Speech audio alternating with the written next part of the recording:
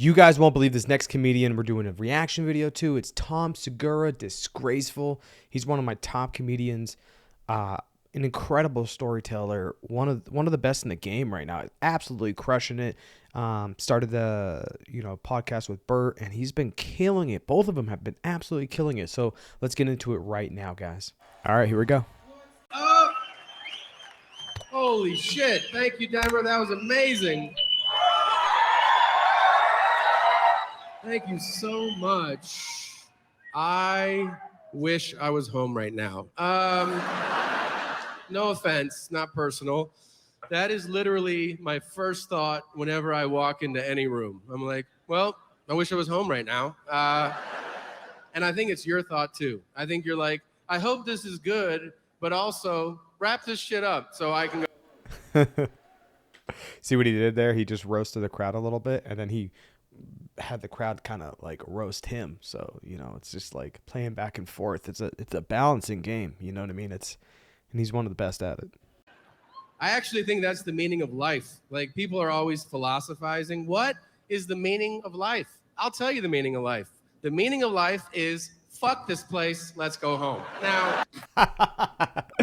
That's good.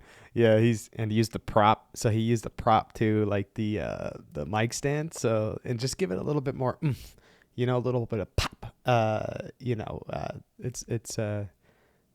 Using those little tiny things helps your comedy out a lot from what I've been seeing, just in general.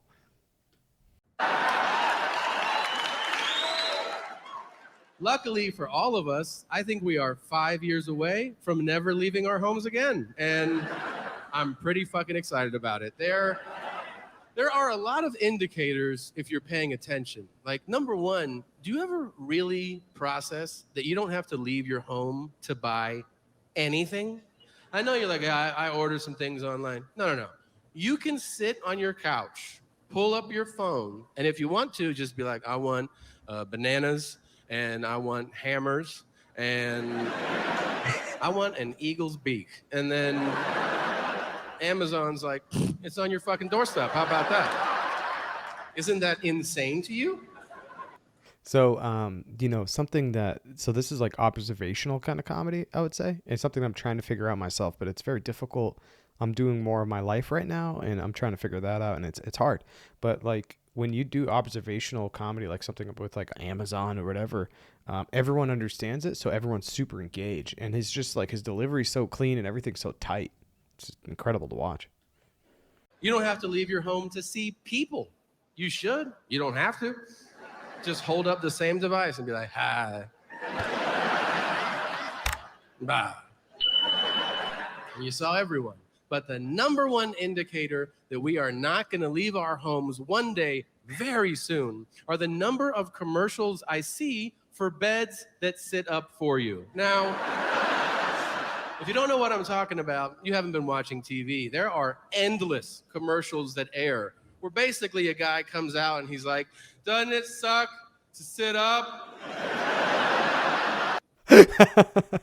It's such a simple, man. It's so funny because those back then, I think this shit was shot in 2018. Like, I just remember those beds. Everybody remembers those beds that go up for you and everything. So it's really cool to see how he's opening up. I know Tom and other stuff, comedy specials, he usually goes into like his life, so I'm wondering how he's going to incorporate everything into it eventually, or he's just going to switch over, and probably his transitions are like just perfect. It's just so seamless, something like that. And I guess the people are like, it does suck.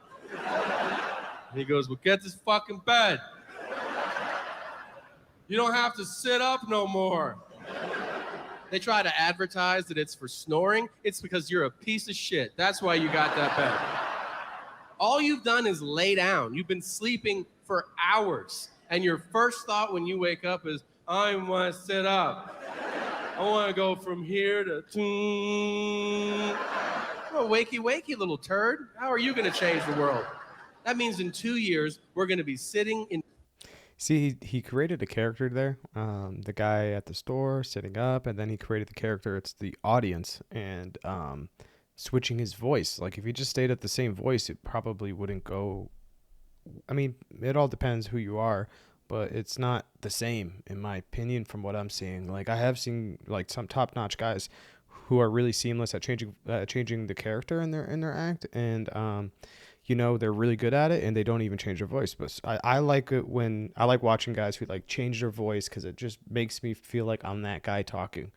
This is something I'm trying to learn how to do and take out the, he goes like this or like, and she said this and she said that. Once you could do that a couple times, I think from what I see, and then you can just go right into just the voice, so you don't have to go, he said this, he said that, so you just cut out those words. Just something I'm picking up from watching all these specials and what I'm trying to learn in my comedy, and it's horrible still, very bad, very toughly, disgustingly bad. In beds that sit up for us, and we'll just go, food. And then a mechanical arm will come up, and you'll go, and then you'll go, shit, and the bed will open, and you'll go, oh, and you'll shit through the bed, and then you'll be like, I'm tired. I want to rest. Oh, yeah. We'll all be 800 pounds. I can't fucking wait. Now, speaking of weight, I actually lost a decent amount of weight recently.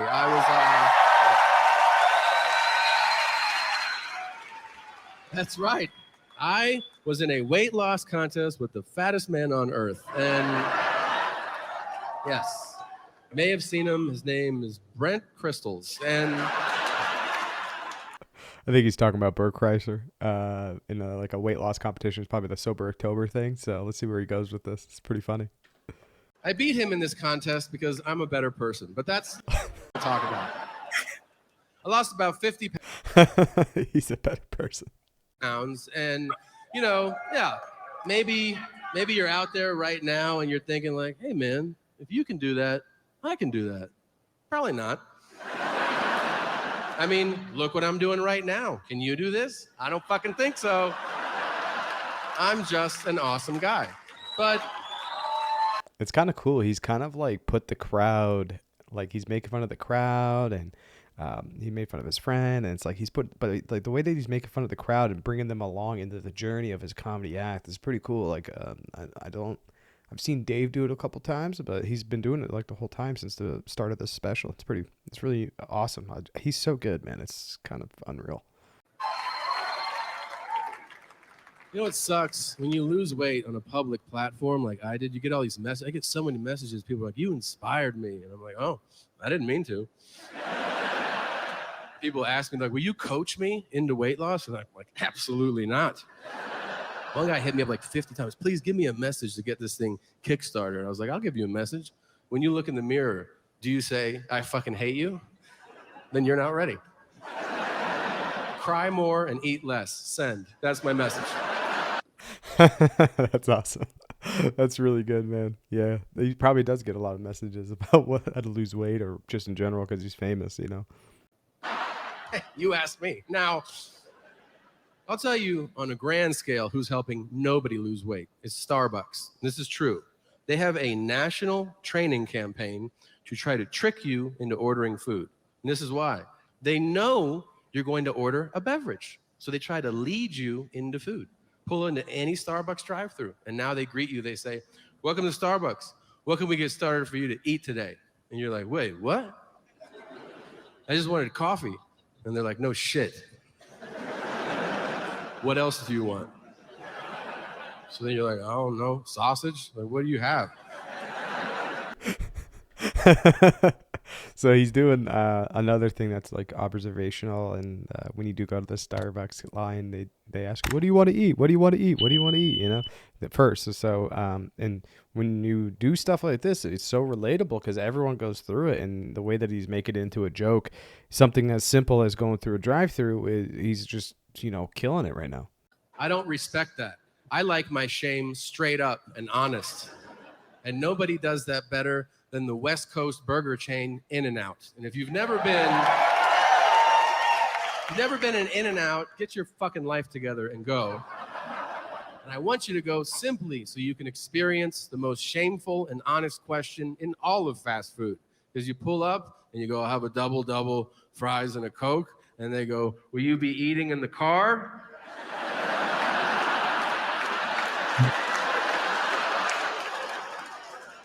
Yeah, I think so. See how he so he just acted out the portion of, changed the voice, and then he acted out the portion like, will you be eating in the car? And he just doesn't say anything for about, you know 15 seconds, 10 seconds, and he's just acting it out with his face, like, ugh.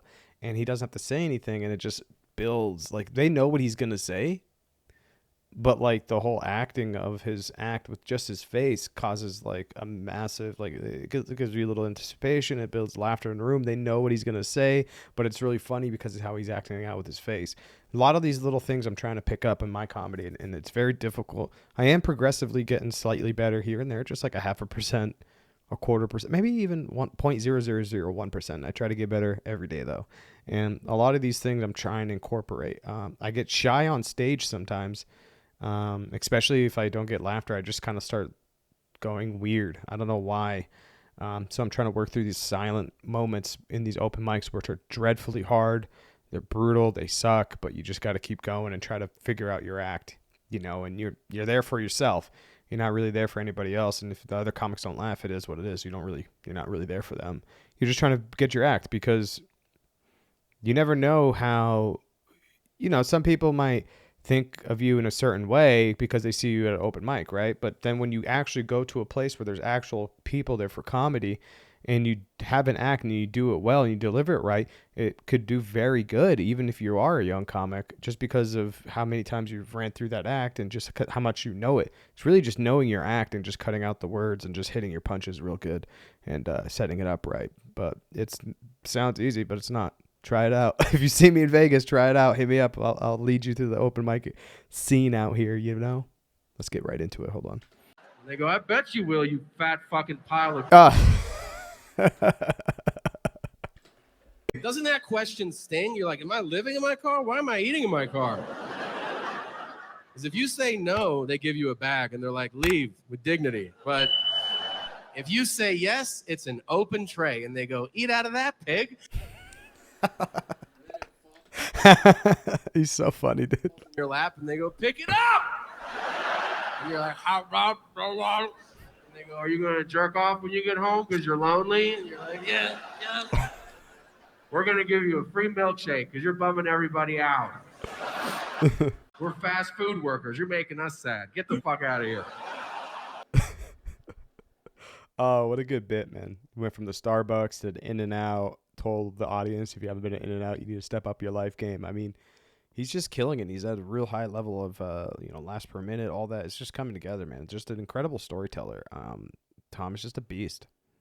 You can't say retarded anymore. All right, so we're switching to a new bit. Actually, I'm going to stop it. Let me see where we're at. Here. Where are we at? Yeah, you know what? Yeah, I'm going to stop it right here so we can pick it up later on, guys. Something about Tom that some people, I've heard on podcasts, like he was having a tough time at the Comedy Store as well, trying to get past there. And he just kind of gave up and started doing his own thing. And just eventually started like going on tour. He just turned into like this monstrous comedian. He got like a deal with Netflix. I think he was a writer, if I remember correctly. He was trying to be a writer for Saturday Night Live maybe, or who knows exactly what happened, but I just remember, like, we all have roadblocks in life, in comedy or whatever, and not every road is easy. And you can see, like, if you just keep pushing through and you're resilient, you can make it, man. It's just, you gotta be resilient. And the number one thing, be funny, and it's very easy to say to be funny, but it's hard and it takes time. Some people excel faster than the others. Some people don't even have to hit up open mics as much as other people. It's just what it is. Like, you can't judge anyone of how they do it. They just do it. And I've seen people who barely hit mics crush, and I've seen people hit mics every single day, a couple times a day, and they don't do well. It's just, but it could always just change. Comedy is like a living organism, man. You never know what's going to happen. So he had a tough time. Joey Diaz had a tough time at the beginning. A lot of people have these tough times. Not everyone just comes out be a killer. Some people have to take a little time or whatever, and then it comes together, and then boom, you explode. So if you're out there and you're struggling like me, just keep rolling, baby. We got this. Just keep grinding, man. And with that being said, guys, just don't forget to like and subscribe. Share this video with your friends, and I'll catch you guys soon. Thank you so much for watching this video, and let me know. Comment down below if you want what other comedian would like me to do a reaction video to. It would be great if you guys just let me know, and then I'll reply back, and we'll get it rolling. All right. Thank you guys. Have a good one. Boom. Bye.